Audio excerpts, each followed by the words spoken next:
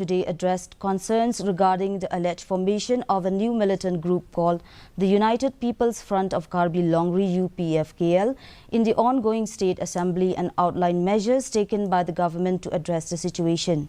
The Chief Minister made these statements in response to a call for attention raised by UDP MLA Nujorki Sungo. Sangma also acknowledged a letter from the Jaintia Students Movement JSM concerning the matter, and he assured that the government, police and district administration are working diligently to maintain peace in the border areas.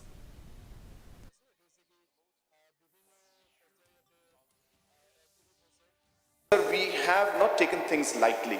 We have in fact ensured that our manpower and security forces have been enhanced and tightened in all the police units such as the Sait Sama Outpost, Natyang Police Station, and armed personnel and special force